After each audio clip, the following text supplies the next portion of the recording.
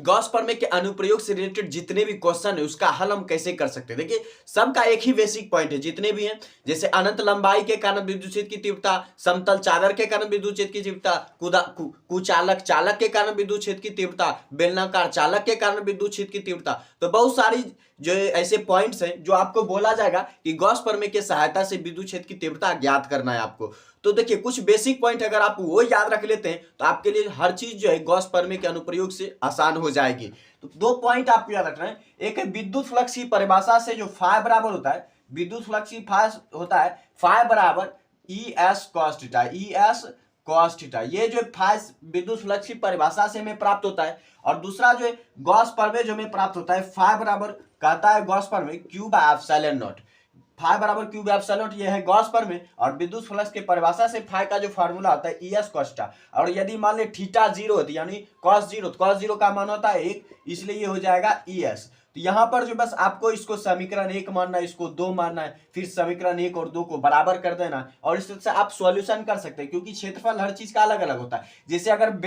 किसी बेलनाकार चालक का अगर पूछा जाएगा आपसे कि बेलनाकार चालक का अगर गॉस प्रमेय के साथ ऐसे कोई किसी बिंदु P पर मान लीजिए विद्युत क्षेत्र की तीव्रता ज्ञात करनी है, तो उस समय आप कैसे ज्ञात करेंगे। तो वहां पर देखिए बेलनाकार चालक है, तो बेलनाकार चालक का वक्र पृष्ठ क्षेत्रफल क्या होता है, तो 2 पाई आर एच, 2 पाई आर एच बेलनाकार वक्र पृष्ठ क्षेत्रफल होता है, इसलिए एस के जगह आप दे देंगे 2 पाई आर एच। अगर किसी गोला का पूछा जाएगा, गोला का, तो गोला का पूरा संपूर्ण पृष्ठ क्षेत्रफल क्या हो जाता है 4 pi r square, 4 pi r square, यहाँ पर आप ले लेंगे 4 पाई आर स्क्वायर। गोला का संपूर्ण पृष्ठ क्षेत्रफल इसलिए लेंगे क्योंकि गोला पूरा हमें दिखता है, इसीलिए जो 4 पाई स्क्वायर लेंगे, लेकिन बेलन हमें पूरा नहीं दिखता, इसीलिए हम इसका वक्र पृष्ठ क्षेत्रफल देते हैं। वक्र पृष्ठ क्षेत्रफल यानी जो भाग हमें दिखता है, तो जो क्षेत्रफल हमें दिखता है इसीलिए हम बेलन में वक्र पृष्ठ क्षेत्रफल लेते हैं, गोला में 4 पाई आर स्क्वायर। और ये जो तीन फार्मूला दिख रहा है ये भी बेसिक फंडा है कि lambda equal to q by, ये है रेखीय घनत्व, आवेश का रेखीय घनत्व, उसके बाद है सिग्मा क्षेत्रीय घनत्व, आवेश का क्षेत्रीय घनत्व क्यू बाय, और उसके बाद ये रो है, रो यानी आयतन घनत्व, आवेश का आयतन घनत्व है क्यू बाय भी, यानी आवेश का मान बटे आयतन। तो ये भी बेसिक फंडा है कि आपको